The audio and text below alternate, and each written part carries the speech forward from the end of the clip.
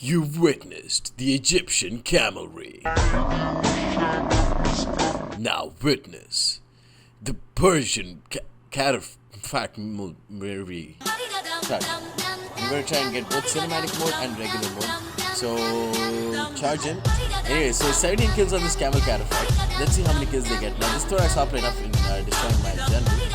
But now this camel cataphract is just going to completely slaughter them. Oh shit, hold on. You used to call me on my cell phone. Hold on again.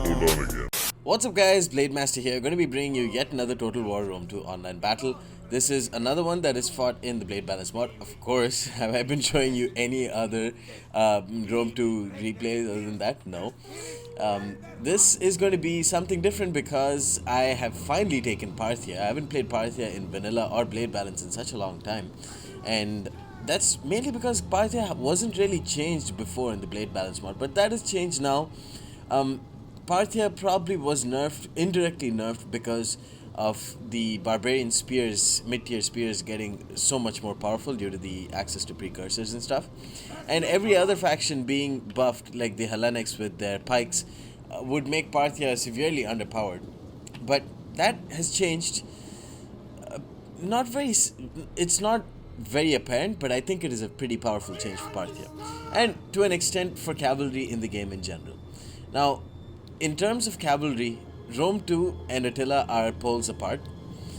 I think that there is a happy medium to be found in between the two games. One, in Attila, cavalry is overpowered to a massive degree, whereas in Rome 2, it takes multiple charges for cavalry to be anywhere near effective, which is actually something that has turned away many of the elite players from the game, especially in patch 16. This wasn't the case before. To that extent, Parthia really lost favor among lots of people. Parthian skirmish builds used to be quite often brought, and they were always very fun to play, fun to watch, and took a lot of skill. I'm not saying I've brought that back. I'm saying that I've brought it one step closer to bringing something resembling that sort of gameplay style to be viable. All melee and shock cavalry in the game now have had their mass increased by 16%. That is going to impact a faction like Parthia probably the most significantly, because Parthians have the heaviest cavalry in the game. All of their cataphracts are super heavy, and getting their mass increased by 16% would make them pretty powerful, one would imagine. Of course, it makes all cavalry stronger, which I think is not a bad... Oh shit, hold on. Okay, wow, Bay just trolled me hard. She was like, yeah, can you call me back, I'm out of credit. And I call her back and she turns off her phone. So wrecked, holy shit.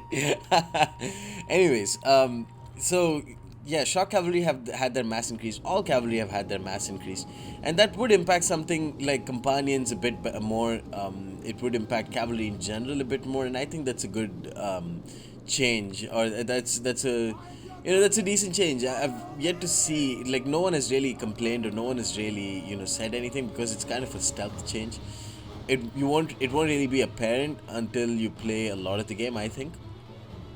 But let's try and see if that affects Parthia in any way. I am playing against Fallout Warrior in this game, and I have taken a pretty skirmishy Parthian build. I've brought 3 Eastern Slingers, a couple of Parthian Foot Archers, and 1 Elite Persian Archer. Elite Persian Archers have been buffed, but I'm going to buff them a bit more. They have 40 missile damage, they have precision shot, and they have quick reload. But they're still not cost effective at all in my experience. I've also brought 3 horse skirmishers, 2 of whom are going to be firing into this mercenary companion cab, into their rear. 41 missile damage javelins into the rear of such a strong, powerful unit. Not a good idea for Fallout Warrior. He's brought 3 Balearic Slingers who are trying to chase after my horse skirmishers, or trying to fire at my horse skirmishers. Brought 3 Militia Hoplites here, 3 Thorax Hoplites here.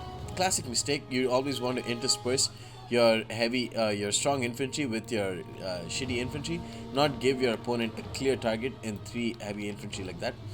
Another mistake here, mercenary companion cab, they are under severe crossfire. I'm shooting from here, from there, and now they can't really move anywhere. They only have in front to go, or back, where one of my horse skirmishers are there. So I'm going to charge in with my royal cataphracts into them, and just destroy them. On the with trample, they get 12 kills on companion cavalry, 14, 15. And then I'm bringing an Eastern Spearman there for good measure. They're basically dead. I've also brought one of my Camelphracts to try and charge into the mercenary companions. They do a decent enough job, but Camelphracts are very, very slow, so they actually, even the companion cav can, outrun them.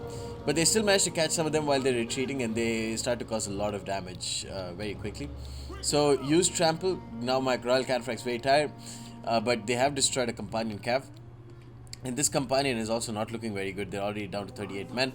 And now I'm going to hit second wind on my general. He's also brought some mercenary Samnite warriors, Thorax Hoplite general. A pretty standard army, a bit low on the cavalry. And I've got a shit ton of cavalry, which makes my build very potent against his, I would imagine. Because the Hoplites, of course, don't have any precursor javelins. Now I'm using my Eastern Slingers to fire into the Thorax swordsmen. They're taking some damage. Also using the elite Persian archers, firing into the swordsmen.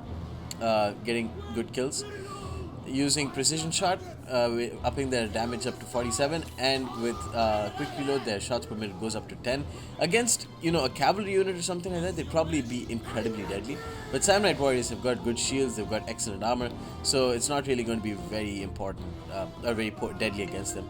Hold on again.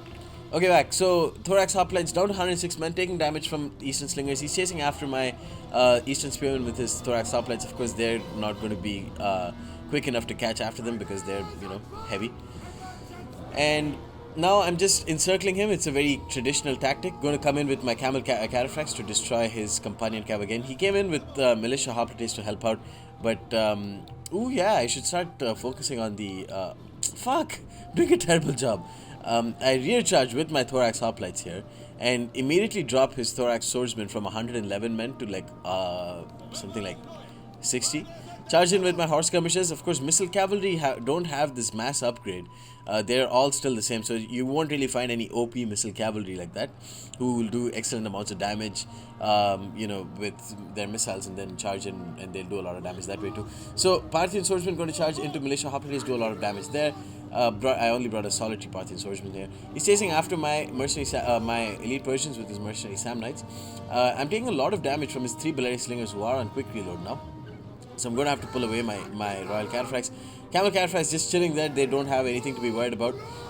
Just eating having a shawarma and just chilling over there, watching the carnage.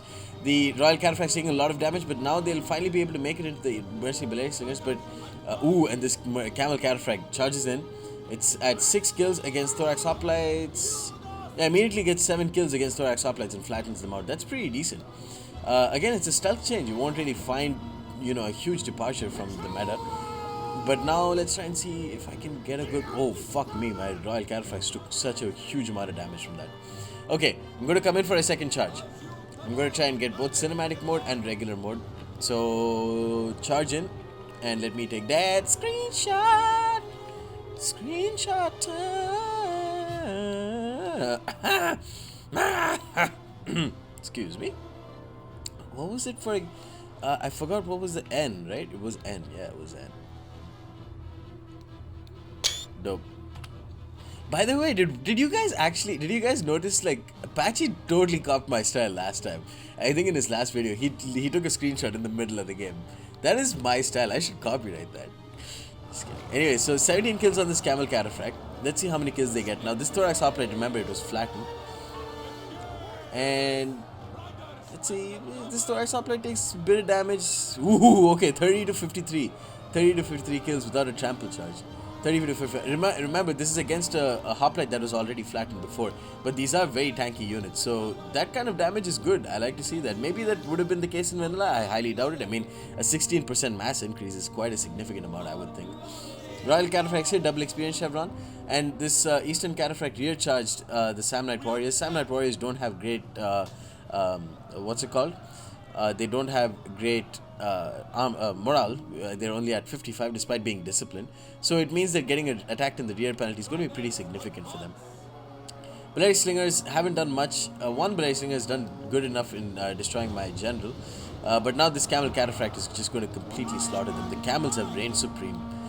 And that's one thing I want to see more. Camels reigning supreme. 131 kills, 136, 38, 42. They're going to destroy them.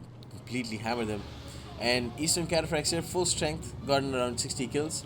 They are a lot quicker than the Camelphracts, and I believe they have slightly lower mass than the Camelphracts. I'm pretty sure the horses have lower mass than the camels. About to get caught by Thorax Hoplites because Blade is busy with his fucking just doing absolutely nothing. And here Camelphracts double experience chevron. General recently died though, but they have very good morale at 65. And I'm focusing fire on his general.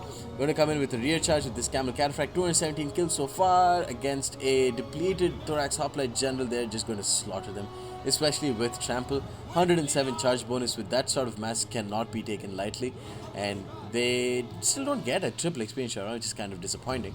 But you know what? They did the job. The Thorax Hoplite chasing after my Eastern Camelphracts. I lost a lot of Eastern Camelphracts for no real reason. I'm going to pull away with them and then come in with a charge from this really depleted Camelphract. They're down 49 kills, 49 men, 240 kills. Let's see, 245, 246. Yeah, you can see that I feel that the change, you can't really see it too easily, but I think it's definitely there. It's more of one of those changes where you have to play the game. You have to play the mod to really feel it, and I definitely felt it when I was playing. So Sam Knight Warriors, Sam Knight Warriors taking flank shots, and then the Eastern Camelphracts going to clobber into all of them. And this game, it wasn't the closest game, but I wanted to try and show you guys the new role of if there were any changes and what the changes were to Parthia, and just using a bit of flaming shot. Bit of that flaming, bit of that spice, bit of that heat, and that's how I've decided to win this game. The Camelphracts doing very well all throughout the.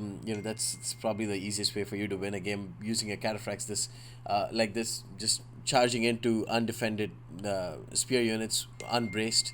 And that's basically the best way they're going to win. Okay, my phone is getting blown up, so I'm going to have to end this. Hope you guys enjoyed it. Tell me what you think about the new change to horses, if you can actually feel anything. And yeah, stay tuned for more. Peace.